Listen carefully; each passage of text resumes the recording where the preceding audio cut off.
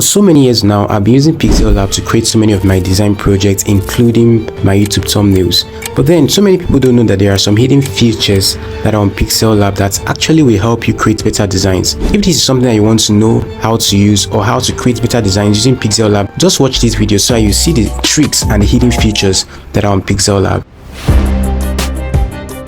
Whenever you need to switch from smaller case text to uppercase text, you don't have to come and start deleting the text. You need to just come here and double tap the text, and then you come to this text option right here on the top left corner. You click on it and it switches. If you want to also change it back, you come here, click on the text option, and it changes back.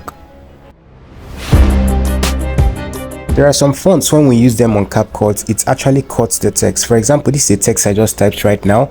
Now let me come here to the font options, and here I'm going to select this particular font right here. If you notice, the Y here is cut out. To fix this, you come here to the padding option and you're going to adjust the left or the right padding, and you can see the effect.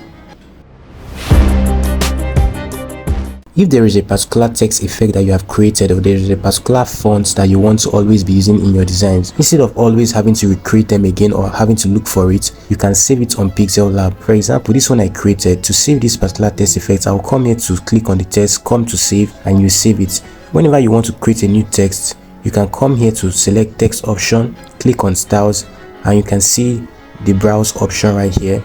You can see it there, right? So once you type in the text you want, automatically you see the text right there. To use an image color on a text, all you just need to do, you come here to texture, you select the image option, and you select the picture you want like this, and you can easily come here to scale it. To remove a background color from an image like this on Pixellab, you come here to erase color, turn the option on. Here you can adjust the smooth edges and tolerance option. But if you notice that this was not well perfect, like for example the shirt looks transparent at this point here, right? So you're going to come here to change that by coming here to the draw tool. You come here to pick a color from the shirt, right? You come here to pick the color from this area, and then you draw using the drawing tool. You draw like a shape here or anything, and then you take it to the back. You can see it has currently filled the space. On Pixellab, you can easily save a project. Probably you don't have the time to finish it up, or probably you have something else to do. To do that, you come here to save option, you click on save as project, you type in the project name, and you are going to click OK. Right, once you finish clicking OK, you can go off, and anytime you come up on Pixellab again to find the project, you come here to my projects, and you can see all of the projects that I currently have and the one that I just currently saved.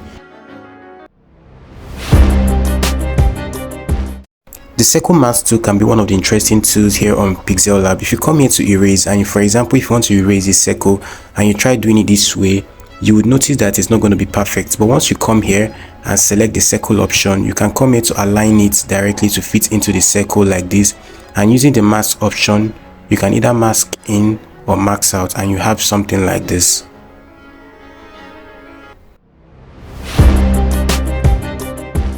If you're using Pixellab to create your YouTube thumbnails, you probably might have been saving it wrongly. This is the way to meet the YouTube standard style of thumbnails. You come here and set the width at 2560, and here you come to set the height at 1. You come here to type 1440. So this is the standard style if you're using Pixellab. To create a glowing icon on Pixellab, you're going to create a shape like this, a circle shape. You center it, and you come here to import the PNG you want to use. So here, this is a clock PNG I'm going to bring in right here. So if you want it to be this color, you can leave it as a color, but if you want to make it black and white, you come here to the color filter and you reduce the saturation, and then you come here and click on stickers, and you're going to see this glowing option right there. You don't have to click on anything and it comes out. So you center it right behind this shape you created, and you can duplicate it to create another glowing effect. This time around, you leave this one on top of this particular shape, and you come here to opacity and you reduce it, so you can make the background transparent, and you go ahead to save. So this is how you can create those kind of Telegram looking glowing icons.